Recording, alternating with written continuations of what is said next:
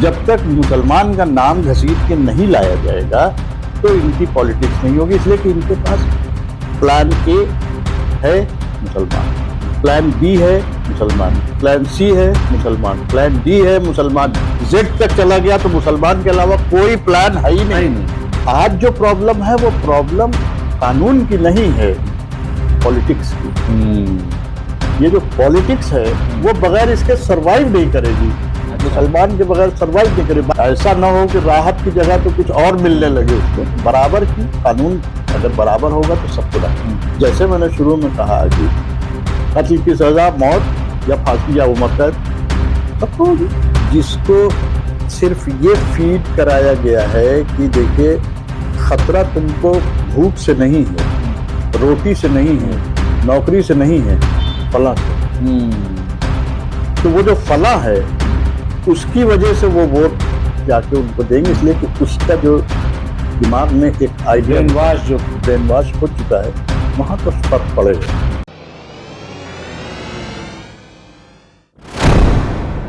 आदाब, मैं मुमताज आलम रिजवी और आज मैं बात करूंगा यक्सा सिविल कोड की। 2024 में लोकसभा का चुनाव आने वाला है और उसकी तैयारियां भी चल पड़ी। जाहिर है कि चुनाव की बात हो और यक्सा सिविल कोड पर चर्चा न हो, ये कैसे मुमकिन। कर्नाटक का आया तब यक्सा सिविल कोड, उससे पहले उत्तराखंड और गुजरात का चुनाव हुआ तब, हिमाचल का हुआ तब। यानी यक्सा सिविल कोड एक मुद्दा नहीं है, लेकिन मुद्दा बनाया जाता है क्योंकि बीजेपी को यह लगता है कि शायद इससे कोई बहुत बड़ा फायदा हो सकता है। और उसको लगता है कि जब हम यक्सा सिविल कोड की बात करते हैं तो उससे सिर्फ और सिर्फ मुसलमान ही मुतासिर होगा।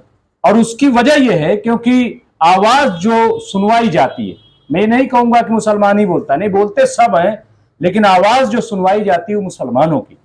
बहरहाल अब ये जो 22वां लॉ कमीशन बना है, इसने एक बार फिर कल ही बुध को ये ऐलान किया है कि वो फिर तमाम लोगों से राय मांगेगा, अवामी राय, और जो रजिस्टर्ड तंजीमें मंजूर शुदा उनसे कि आखिर कैसे इसका खाका तैयार किया जाए, लोगों की राय मांगी है।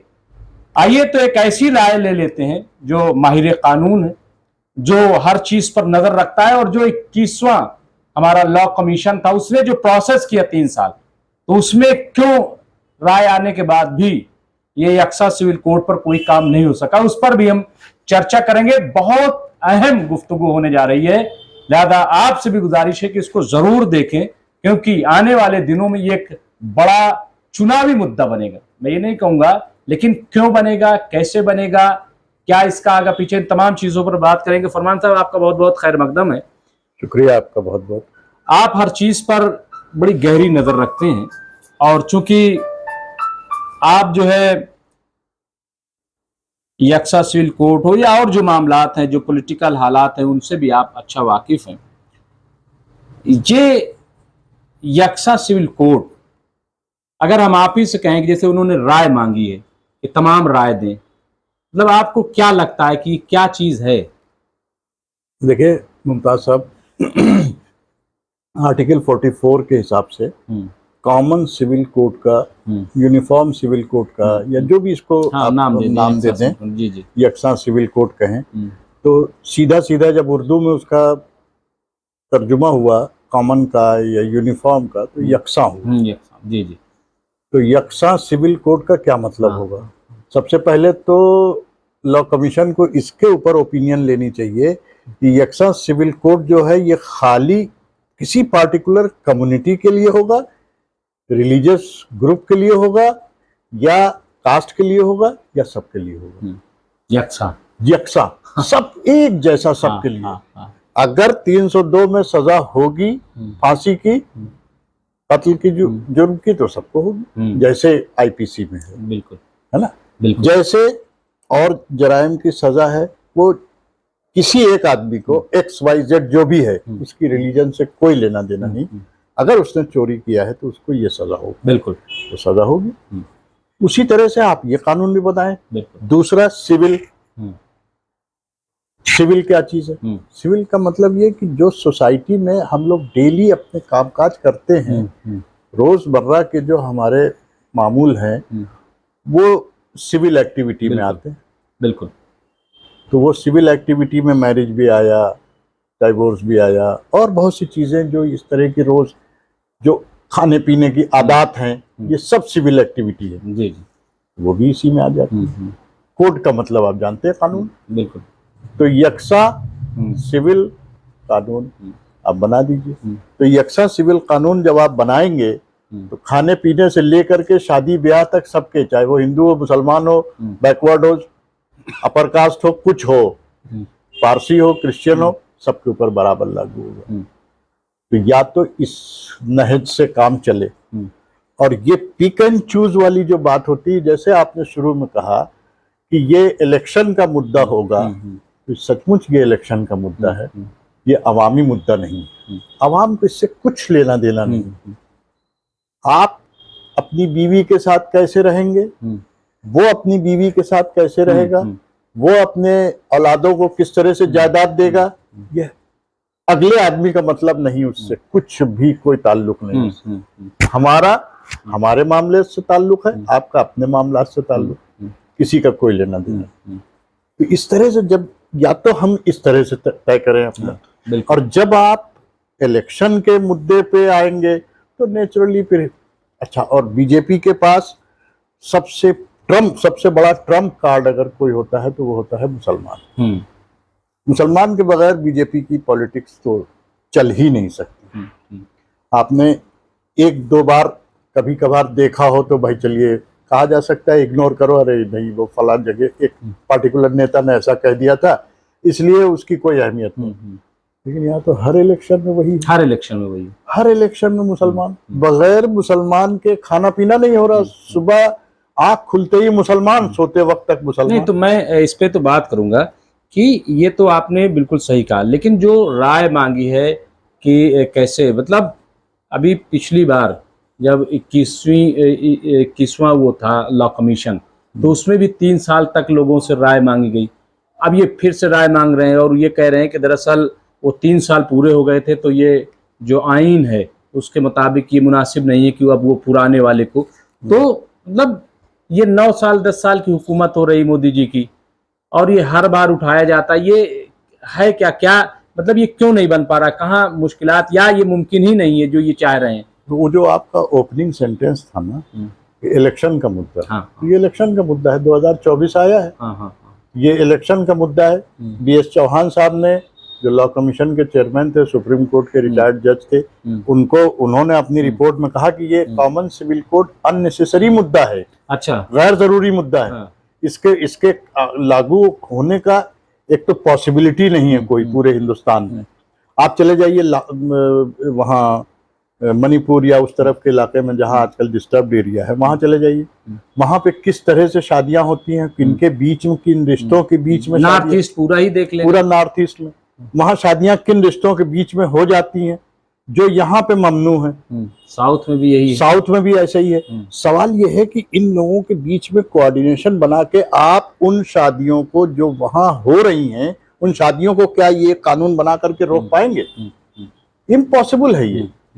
जो जैसे चल रहा है उसको वैसे ही चलने दें। हाँ, जहां पे ये हो कि नहीं साहब ये नाजायज रिश्ते हैं, आप एक तरफ हमारा सुप्रीम कोर्ट और जो अदालती मनसब पे बैठे हुए हैं लोग, वो इस बात को कहते हैं कि साहब अगर रिश्ता बन गया एक औरत एक मर्द के बीच में, शादी हो या ना हो, वो रिश्ता है। अब सवाल ये है कि इस तरह के रिश्तों के औलादें जो होंगे उनको आप किस जुमरे में रखेंगे?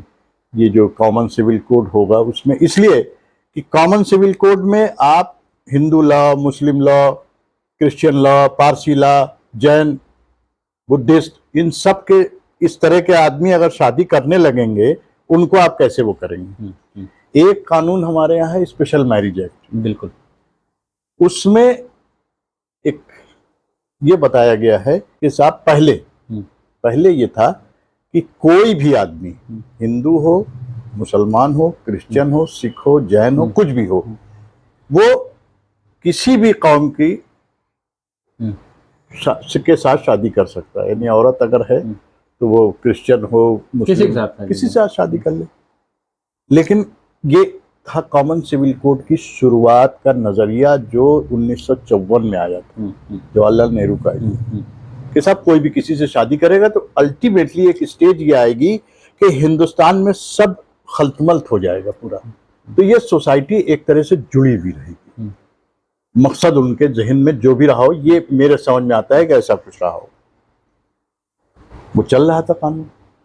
1974 में आकर के उसको 21A सेक्शन 21A ऐड कर दिया गया, और उसमें अब क्या हुआ, अमेंडमेंट आपने किया क्या कि कोई भी हिंदू, मुसलमान, सिख, ईसाई कोई भी अगर हिंदू, मुसलमान, सिख, ईसाई के अलावा किसी और से शादी करेगा, यानी अपनी कौम के अलावा किसी और से शादी करेगा, तो उसकी औलाद का उसके रिलीजन से ताल्लुक ऑटोमेटिकली खत्म हो जाएगा। वो इंडियन सक्सेशन एक्ट से गवर्न होगा पहले ही लॉ। तो इंडियन सक्सेशन एक्ट में जो तरीका दिया हुआ है, अब आपके पर्सनल लॉ से वो बाहर चला गया। जैसे ही उसकी शादी हो गई उसने, तो पर्सनल लॉ से बाहर हो गया। अब पर्सनल लॉ से जब बाहर हो गया तो अपना इस्लामिक लॉ उसके ऊपर अप्लाई कर रहा है, ना हिंदू लॉ अप्लाई कर रहा है, बात खत्म हो गई। 1974 में अमेंडमेंट किया और ये कहा कि जब इस तरह की शादियां होंगी तो उनकी औलादें जो हैं उनके ऊपर पर्सनल लॉ नहीं लागू होगा, न इंडियन सक्सेशन एक्ट लागू होगा। इससे क्या मतलब है? इसका मतलब ये हुआ कि जो एक कॉमनलिटी वाली जो बात थी शुरू में, उसको आपने यहाँ से ब्रेक कर लिया। अब जब ब्रेक हुआ तो कॉमन सिविल कोड का तो जो एक आइडिया था, जो पुराना सबसे शुरू का आइडिया था कॉन्स्टिट्यूशन का, मिसमार कर दिया आपने, वहीं पे गिरा दिया। 1974 में उसको गिरा दिया। तो जब वो खत्म कर दिया आपने, और अब आप क्या करेंगे? उस आइडिया को दोबारा रिवाइव करेंगे? पहले उस सेक्शन को हटाइए। इनका तो सबसे पहला काम होना चाहिए था, हमारे लॉ कमीशन है, जो इतने कमीशन अरबों खरबों रुपए खर्च हो गए, एक इतना सा एक मामूली सा स्पेशल मैरिज एक्ट का एक सेक्शन हटाने के लिए इन्होंने आज तक रिकमेंडेशन नहीं दिया। इसको हटाइए, बात खत्म हो जाती। अब आइए, अब शादी कीजिए, आप जाइए, हिंदू मुसलमान से शादी करे, मुसलमान हिंदू से शादी करे, हिंदू क्रिश्चियन से शादी करे, क्रिश्चियन हिंदू से शादी करे, क्रिश्चियन मुसलमान, सब बराबर कॉमन हो गया। नहीं, वो सेक्शन नहीं हटाएंगे, वो नहीं हटाएंगे। ओपिनियन दीजिए, यहाँ की ओपिनियन लीजिए उनसे। और फिर लॉ कमीशन ने, जब पिछले लॉ कमीशन ने कह दिया कि ये बिल्कुल गैर जरूरी चीज है, तो आप फ्रेश ओपिनियन लेने की कौन सी जरूरत पड़ गई आपको? वो बात आपकी जो बिल्कुल ओपनिंग सेंटेंस था, ये नहीं, कहते हैं फरमान साहब कि दरअसल देखिए, लॉ कमीशन क्या कहता है, लॉ क्या कहता है, ये एक अलग चीज है, लेकिन जो आईटी सेल के जरिए फैलाया जाता है कि साहब ये जब बन जाएगा तो जो 4-4 शादी और 40-40 बच्चे, और मुसलमान जो हलाला करते हैं और जो न मिसियार करते हैं और न जाने क्या क्या, इस सब पे रोका जाएगा, तो आबादी जो बढ़ रही है, वो ये जो एक खौफ पैदा, आप सुनते होंगे बयान आता है साहब कि ये तो अक्सरियत में आ जाएंगे। मतलब आप 150 करोड़ आबादी है, उसमें 20 करोड़ मुस्लिम है, 130 करोड़, आप 125 5 करोड़ और कम्युनिटी निकाल दीजिए, तो वो अक्सरियत में आ जाएंगे। मतलब कितनी तेजी से बच्चा, और जैसे ही सिविल कोड, ये एक्स्ट्रा सिविल कोड बनेगा, वो कहते हैं रुक जाएगा ये सब। क्या मतलब इसको आप कैसे, ये जो हुआ खड़ा किया जाता है, ये सब इसको कैसे आप, इसको आप इस तरह से मिसाल समझिए इसकी कि बिल्ली को चूहे से डराया जा रहा है। बिल्ली को चूहे से डराया जा रहा है। देखो, तुम बिल्ली हो, तुम होशियार हो जाओ, तुम्हें चूहा खा जाएगा। किस तरह का ये आर्गुमेंट है, कैसी ये बहस है कि क्या वो जो औरतें होंगी, ये जो 25 करोड़ या 20 करोड़ के पास जो औरतें होंगी, क्या वो साल में 5 बच्चे देने लगेंगी? कि एकदम से अगले 10 साल में ये आबादी बढ़ करके 125 करोड़ खुद भी हो जाएगी? क्या आर्गुमेंट है, क्या वजह है, क्या? अच्छा, और दूसरी चीज, फिर वही बात जो शुरू में मैंने कही थी कि मुसलमान के बगैर पॉलिटिक्स नहीं पूरी होती। जब तक मुसलमान का नाम घसीट के नहीं लाया जाएगा तो इनकी पॉलिटिक्स नहीं होगी। इसलिए कि इनके पास प्लान ए है मुसलमान, प्लान बी है मुसलमान, प्लान सी है मुसलमान, प्लान डी है मुसलमान, जेड तक चला गया तो मुसलमान के अलावा कोई प्लान है ही नहीं, अल्टरनेटिव प्लान है ही नहीं। हर पॉलिटिकल पार्टी को पूरी दुनिया में आप देखिए एक इलेक्शन हारने के बाद उनके प्लान जो हैं बदलते हैं। वो कुछ उसको थोड़ा बहुत अमेंड करते हैं, अपने आप को करेक्ट करते हैं। यहाँ कोई करेक्शन का कोई वही नहीं, इनको पता है कि ये प्लान नहीं चल रहा।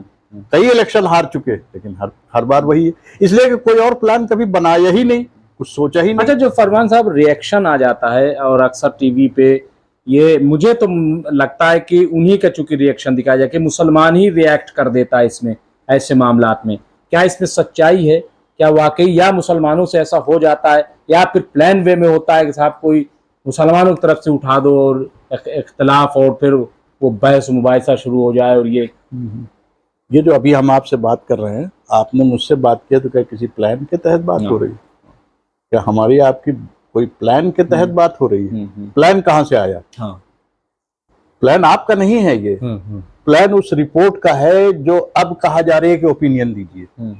तो प्लान तो वहां से लॉन्च हुआ है ना। उनका मकसद कॉमन सिविल कोड कभी लागू करने का नहीं है, सिर्फ बहस कराने का। क्योंकि इलेक्शन तक इसके ऊपर खूब चर्चा हो। आपने हमसे बात की, ये टीवी पे गया, वहां पे इससे आगे बढ़ी बात, यही प्लान है और यही रिएक्शन।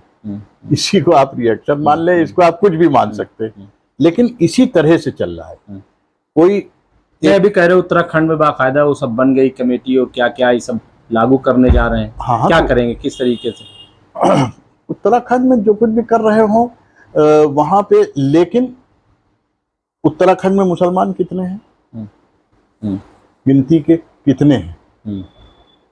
उससे अगर वहां पे, और लागू क्या करेंगे वहां पे? भाई सवाल ये नहीं है कि उत्तराखंड है कि उत्तर प्रदेश है। सवाल ये है कि आपके जहन में क्या प्लान है, आपके जहन में क्या प्लान है, किस तरह का प्लान है, ये बताइए। अभी तक किसी भी, चाहे जो भी कमीशन रहा हो, कोई भी कमीशन आ जाए, लॉ कमीशन का जो भी, जब कोई चीज होती है, जैसे इंफॉर्मेशन टेक्नोलॉजी एक्ट में अमेंडमेंट किया, सेक्शन 68, 67A और ये सब ऐड किया था, उसके लिए ओपिनियन मांगी गई एक्सपर्ट्स की, मेरी भी ओपिनियन गई थी। उसके बाद वो ओपिनियन क्यों मांगी गई, ये भी उसमें लिखा था कि साहब देखिए, इसमें इस कानून को इम्प्लीमेंट करने में ये मुश्किलात आ रही, डिफिकल्टीज ऐसी आ रही, इनको हमें कैसे दूर करना है। और एक्ट का इंफॉर्मेशन टेक्नोलॉजी एक्ट का इम्प्लीमेंटेशन में थोड़ा सा कुछ डिफिकल्टी हो रही है, तो उसको कैसे दूर किया जाए। वो अमेंडमेंट हुआ, आ गया। यहाँ किस एक्ट में क्या डिफिकल्टी आ रही है, आप हमें ये बताइए। तो मैंने एक मिसाल दिया, स्पेशल मैरिज एक्ट का सेक्शन 21A हटा दीजिए, कॉमन सिविल कोड लागू हो गया, जरूरत ही नहीं कुछ करने की। वो नहीं हटा रहे, वो नहीं हटा रहे। इतना बड़ा कॉमन सिविल, इतना बड़ा। अरे फरमान साहब, मुस्लिम पर्सनल लॉ बोर्ड का तो बड़ा हवा होता है, मुस्लिम पर्सनल लॉ जो है, लेकिन हिंदू पर्सनल लॉ भी है, उसकी चर्चा क्यों नहीं होती कभी? भाई ये वहाँ उनको कुछ अगर अमेंडमेंट करना हो तो जवाहरलाल नेहरू जैसा करेज चाहिए था हिंदू कोड बिल लाने के लिए। हिंदू कोड बिल लाए, हिंदू मैरिज एक्ट में अमेंडमेंट होकर के नया एक्ट बना, सक्सेशन एक्ट बना और बहुत से एक्ट बने। वहां पे इस तरह की कोई प्रॉब्लम कभी नहीं थी, पहले थी, वो उन्होंने दूर कर दी। आज जो प्रॉब्लम है वो प्रॉब्लम कानून की नहीं है, पॉलिटिक्स की है। ये जो पॉलिटिक्स है वो बगैर इसके सरवाइव नहीं करेगी। अच्छा। मुसलमान के बगैर सरवाइव नहीं करे। बार बार मैं आपको रिपीट कर रहा हूँ, मुसलमान के बगैर सरवाइव नहीं करेगी। मतलब जो असल मुद्दे हैं, चाहे वो बेरोजगारी का हो, चाहे महंगाई का हो, चाहे किसानों का हो, या खवातीन महिलाओं की सुरक्षा का हो, ये तमाम चीजें जो हैं वो ये अब इस तरीके की बहसें जो हैं। भाई पॉक्सो एक्ट में एक MP के खिलाफ FIR हुई है, तो now he is a common man, उसको सड़क से उठाइए, ले जाकर के बंद कीजिए पॉक्सो एक्ट में। किसी के खिलाफ FIR लिखवा के दिखाइए पॉक्सो एक्ट में। मामूली से कांस्टेबल जाकर कान पकड़ के उसको घर से घसीट के लाता है और बंद कर देता है। बेल होने में उसके दांतों पसीने आ जाते हैं उसके, मुकदमा छूटना तो बहुत दूर की बात। इतने बहुत से लोग इंटरनेशनल फेम धरने पे बैठे हुए हैं, पॉक्सो एक्ट की FIR हो गई। पुलिस सुप्रीम कोर्ट के डायरेक्शन के बाद FIR लिखती है, और FIR लिखने के बाद अब तुम बताओ कि कोई तुम्हारे पास प्रूफ है कि तुम्हारे साथ ऐसा हुआ था? कहाँ गई? तो जब हमें कानून को मानना ही नहीं है तो कानून बनाने की क्या जरूरत है? मेरे तो ये नहीं समझ। इस तरह का भी कानून इसमें भी जो बनेगा वो क्या है? वो कभी एक तो बनेगा नहीं मेरी राय में। अच्छा, अगर बना तो उसको ये मानेंगे नहीं, या जिनके लिए बनेगा वो नहीं मानेंगे। तो ये एक तरह से रद्दी की टोकरी में डालने वाली ये भी जैसे पिछली बार हुआ था ये भी हो जाएगा। उन्होंने भी कह दिया कि सब चर्चा खत्म। 3 साल उन्होंने काम किया, उसके बाद रिपोर्ट दे दी कि सब रद्दी कहते हैं। ये सब इसका इम्प्लीमेंटेशन हो ही नहीं सकता, इम्पॉसिबल है हिंदुस्तान यहाँ पे हो पाना। ऐसी सूरत में आप जो भी कानून बनाएंगे वो कानून यहाँ पे कानून बनना ही नहीं है कभी। वो कानून बनाने का प्रोसेस चलता रहे। कई बार फरमान साहब एक बहस में हमने देखा है, डिबेट्स में भी और ऐसे में, कि जब मुसलमानों की बात आती है कि वो मुतासिर होगा, तो ये भी एक बात आती है कि हिंदू भी अगर इस तरीके की कोई चीज़ आती है तो सबसे ज़्यादा तो मुतासिर हिंदू तबका होगा, क्योंकि वहाँ जो कम्युनिटी वाइज आप देखिए जो चीज़ें व्यवस्था, क्या मतलब वहाँ किस किस्म की परेशानी आ सकती है? जैसे अगर हम बात करें मैरिज को लेकर के या और तमाम मैरिज को लेकर के है, टैक्स लॉज हैं, इनकम टैक्स। इनकम टैक्स में प्रोविजन है कि वो जो जॉइंट हिंदू फैमिली होती है उसका जो कर्ता होता है उसके नाम से अगर कोई फर्म उन्होंने बना रखी है, या पूरी फैमिली, मान लीजिए 8 बेटे हैं, बाप ऊपर बैठा हुआ, तो बाप के नाम से उन्होंने टैक्स देना शुरू किया। 8 बेटे की इनकम वहां जाके जुड़ गई बाप ने टैक्स दे दिया है। तो जॉइंट हिंदू फैमिली में एक टैक्स उन्होंने दे दिया बस बाप ने। इन लोगों का टैक्स की जरूरत नहीं है। क्या आपके यहाँ ऐसा होता है? आपको इस तरह की सहूलत हासिल है? कि कोई जानता ही नहीं जो आप बता रहे हैं। कोई किसी को पता ही नहीं। जॉइंट हिंदू फैमिली का जो टैक्स का स्ट्रक्चर है वो बिल्कुल एक डिफरेंट स्ट्रक्चर ही है। तो अगर बनता है तो वो भी मुतासिर होगा, इसको भी मुतासिर होगा। और जब वहां अटैक होगा, जब वो आएगा इसके ऊपर, तब पता चलेगा असलियत कि आप इस कानून को सिर्फ एक हरबे के तौर पे इस्तेमाल करने के लिए तैयारी कर रहे हैं या बात करते हैं, या सचमुच आपकी नीयत साफ है और सबके ऊपर वही शुरू वाली बात, यूनिफॉर्मली इसको अप्लाई कराएंगे। भाई अगर हमको टैक्स नहीं देना, हमारे अपने बच्चों का टैक्स हम अपना दे रहे हैं, एक टैक्स हमें देना है, तो आपके ऊपर भी वही होना चाहिए, उसके ऊपर भी वही होना चाहिए, वो जो उधर पड़ोस में बैठा हुआ उसके ऊपर भी वैसा ही होना चाहिए, सबको वैसे ही हो। नहीं, एक को तो दिया, एक को तो पूरी सहूलत है, अगले आदमी को नहीं है सहूलत, क्यों नहीं? इस तरह की बहुत सी चीजें हैं जो अभी निकल के कॉम्प्लिकेशंस आएंगे। बार बार पॉइंट किए जा रहे हैं, पॉइंट आउट किए जा रहे हैं। मैंने जब चौहान साहब की उसमें थी, उनको मैंने रिकमेंडेशन भेजा था, उसमें ये वाली बात रखी थी, टैक्स वाली। अच्छा, कभी हमको आज तक रिप्लाई तो नहीं आया। और रिप्लाई आने का सवाल भी नहीं होता। उन्होंने सवाल पूछा था अपनी ओपिनियन जानने के लिए, तो हमें जवाब देना उनका कोई जरूरी नहीं था, लेकिन हमने ये भेजा था। वे किया उनके माइंड में, नहीं वे किया, देखा नहीं देखा, दैट इज अनदर थिंग, वो हमसे मतलब नहीं। लेकिन ये सब चीजें क्वेश्चंस हैं। और स्पेशल मैरिज एक्ट वाला एक बात मैंने आपको बताई, ये बता रहा हूँ, इन सबको ये जनरल है, इसमें साउथ नॉर्थ ईस्ट वेस्ट कोई ताल्लुक नहीं इसका सिंपल ताल्लुक है हिंदुस्तान से। जाहिर है वो चला केरला से कश्मीर तक, इधर राजस्थान से चला उस तरफ चला गया मणिपुर तक, सब जगह बराबर होगा। ये 2 चीजें, आप सिर्फ इन 2 चीजों पे ये बात कर लें जरा सा खुल के। जब मैंने एक मतलब सुब्रमण्यम स्वामी से ये बात कही थी, यहाँ एक प्रोग्राम था, तो वहां पे वो बहुत मुसलमानों के खिलाफ 2017 के इलेक्शन के जस्ट पहले नहीं हुआ था, तो सुबह जब बात हुई तो मैंने सवाल पूछा था उनसे कि आप ये बताएं कि ये जो टैक्स वाला वो है, तो इसको आप कैसे सॉल्व करेंगे? जब आप कॉमन सिविल, वो भी कॉमन सिविल कोड ही पिकर, जो भी टैक्स वाले को आप कैसे सॉल्व करेंगे? कल को अगर ये लागू हुआ तो इस स्ट्रक्चर को आप कैसे टैकल करेंगे? तो उन्होंने कहा तुम 4 शादी करना छोड़ दो, हम टैक्स हटम कर देंगे। हमने तो एक ही किया भाई, आप कहाँ से 4 छोड़ देंगे? तो हंसा हंस के कहा चलिए देखा जाएगा। नहीं, इतने नॉन सीरियस टाइप के एटीट्यूड, इतना नॉन सीरियस टाइप का एटीट्यूड। अब उसके बाद आप सोचिए, अब वो एक स्टेचर तो है ही है ना उनका, सुब्रमण्यम स्वामी अपनी जगह, बिल्कुल। अब हम, लेकिन उनका उस वक्त जो नॉन सीरियस था वो कि वो एकदम अपने आप को उन्होंने नॉन प्लस पाया, जवाब नहीं था कोई। जवाब उनके पास था नहीं, तो क्या हुआ, तुम छोड़ दो तो हम भी छोड़ देंगे। अरे भाई हमने तो किया ही नहीं भाई 4 शादी, तुम तो 4 शादी करना छोड़ने की बात तो छोड़ो, हम तो एक ही शादी किया।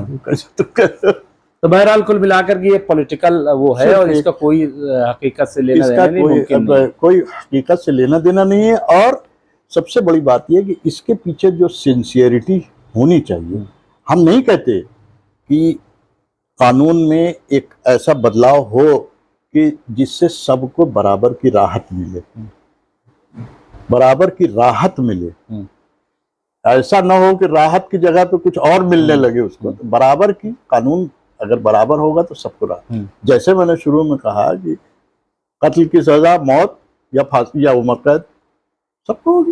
लेकिन फरमान साहब, क्या आखिरी सवाल बस, कि बार बार इस तरीके की चीज़ों को ला रहे हैं, क्या इसका वाकई कोई पॉलिटिकल माइलेज मिल सकता है? जिनसे इतने दिन हो गए भाई, 9 साल की हुकूमत हो गई, अगर ये ला रहे हैं, क्या भाजपा इससे कुछ जो है वो हासिल कर पाएगी? हालांकि अभी आपने देखा होगा द ऑर्गेनाइजर में आरएसएस ने अपने इदारे में 2-3 चीज़ें बड़ी इंपॉर्टेंट लिखी हैं। एक तो ये कि आप भ्रष्टाचार को कंट्रोल करें, क्योंकि कर्नाटक में आपको बहुत बचाव करना पड़ा, वो मुनासिब नहीं था। दूसरा कहा हिंदुत्व से ही जो है आप चुनाव नहीं जीत पाएंगे, और मोदी जो मैजिक जो है उसके भी भरोसे न रहिए। मतलब ये तमाम चीज़ें हैं। तो अब जब ये चीज़ समझी जाने लगी, लोग भी अवेयर, तो क्या ऐसी चीज़ों से माइलेज मिल सकता है? हम माइलेज तो फिर भी मिलेगा। अच्छा, माइलेज इसलिए मिलेगा कि वो जो वोटर है जिसको सिर्फ ये फीड कराया गया है कि देखिए खतरा तुमको भूख से नहीं है, रोटी से नहीं है, नौकरी से नहीं है, फला से है। तो वो जो फला है उसकी वजह से वो वोट जाके उनको देंगे, इसलिए कि उसका जो दिमाग में एक आइडिया ब्रेन वॉश हो चुका है, वहां तो फर्क पड़ेगा। लेकिन वो जो ब्रेन वॉश, जैसे तब्दीली के लिए 2014 में लोगों ने वोट दिया था, भाई अब ये बहुत करप्ट है या ये है, अब ठीक से नहीं कर रहे, अब इनको लाया जाए, ये बहुत अच्छी बातें करते हैं, इनको लोग अट्रैक्ट होकर उन्होंने वोट दिया। तो वो तब्दीली के लिए अब किसकी तब्दीली किसकी करी जाएगी? अब तो तब्दीली आपकी होनी, इसलिए कि आपके यहाँ जो सारा सब था सब पोल खुल चुकी है, सारी मुठ्ठियां, सब कुछ मुठ्ठियां। तो अब हिंदू से तो काम, सही कह रहा है ऑर्गेनाइजर कि अकेले हिंदू से काम नहीं चलेगा, हिंदू मुसलमान से भी काम नहीं चलेगा। अब आपको मुल्क की बात करनी पड़ेगी, आपको यानी ऐसी बात करनी पड़ेगी जिसमें ये लगे कि सबको बराबर से इंसाफ मिलेगा, सबको बराबर। नारेबाजी नहीं, सिर्फ नारेबाजी से नहीं कि वहां से खड़े होकर के यूं करके आपने कुछ कहा हो बस सब खत्म हो गया, ये नहीं चलेगा, ये अब नहीं चलेगा। बहुत बहुत शुक्रिया फरमान साहब। तो ये थे फरमान अहमद एडवोकेट, जिन्होंने कहा कि सिर्फ नारेबाजी से कुछ होने वाला नहीं है, और ये जो यकसा सिविल कोड आया है, जाहिर है कि ये सिर्फ और सिर्फ सियासी हरबा है, इसके अलावा कुछ नहीं है, और ये नामुमकिनात में से एक है कि इसको बनाया जा सके। बहरहाल देखते हैं कि होता क्या है। बहुत बहुत शुक्रिया।